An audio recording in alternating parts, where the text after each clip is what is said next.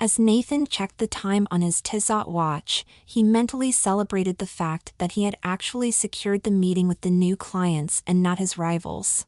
With the plus point that the two investors promised to discuss further details at a rooftop restaurant over lunch, he was certain that they weren't worried or over-concerned about the numbers.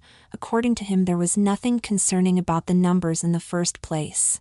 At exactly 11:50, Nathan and the junior manager of his company, Jamie, entered the third lift of the Cardoi Grand Hotel. They needed to go 78 floors up. The two of them were the only ones on the lift. Both of them were in boring, I-slog-for-a-living business suits. Jamie was grateful of the fact that Nathan hadn't said anything about the stubble that he hadn't touched for the past 48 hours.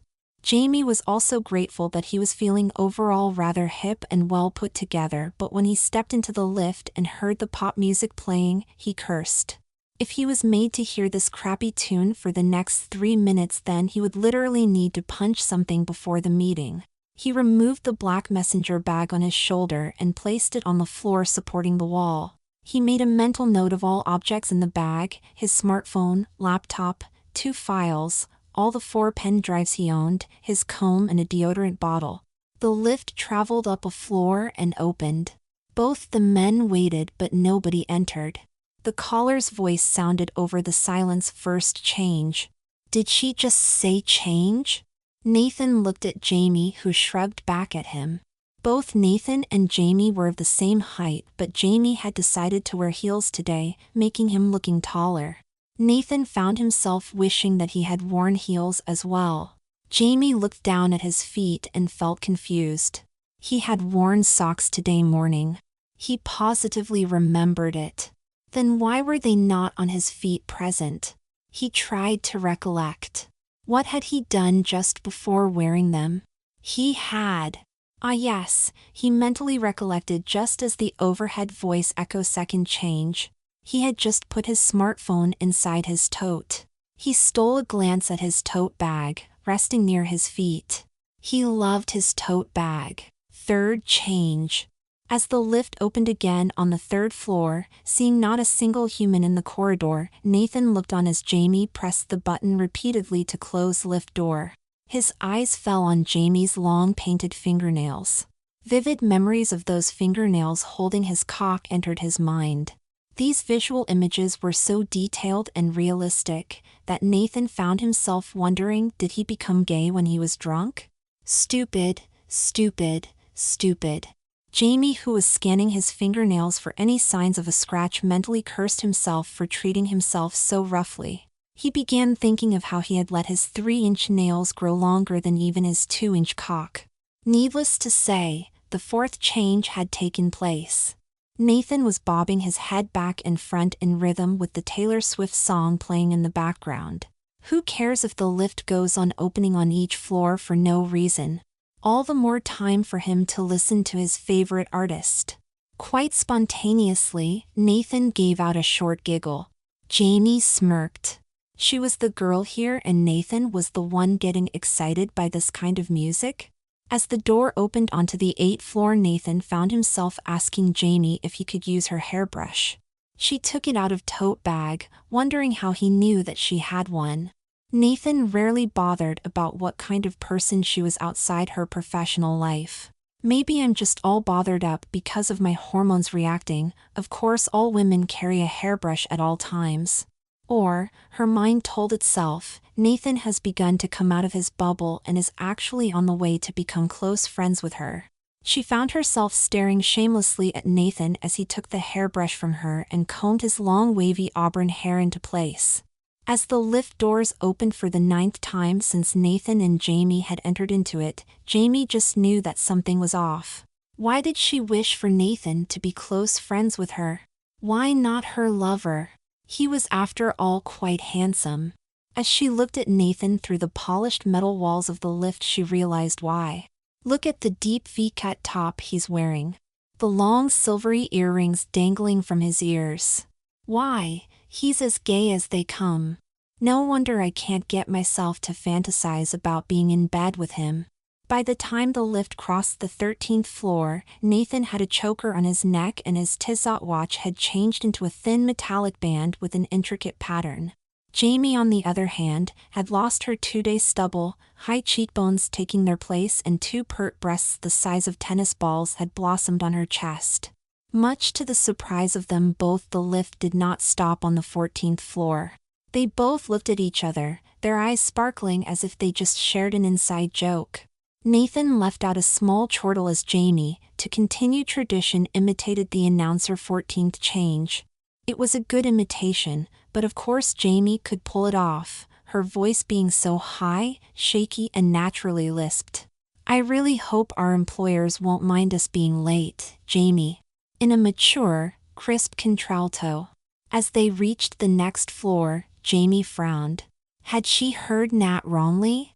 Weren't they going up to meet some clients? But, clients? She'd never had to meet clients before, did she?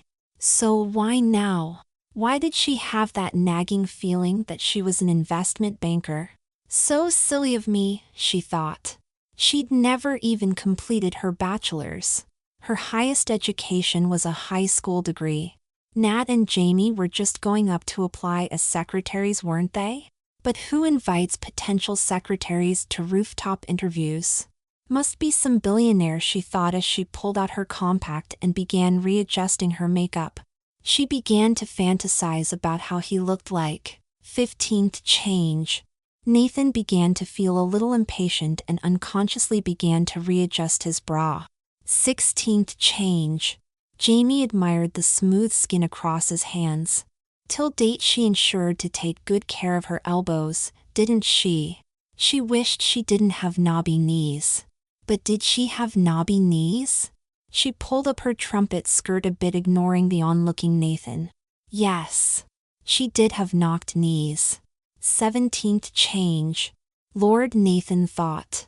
Jamie can act so shamelessly at times. She doesn't even care that there's a footage camera in the lift. I wish I could be as mischievous as Jamie all the time. 18th change. Jamie begins to reach for her perfume bottle in her tote bag. A good half an hour later, on the 60th floor, Natalie turned to Jamie.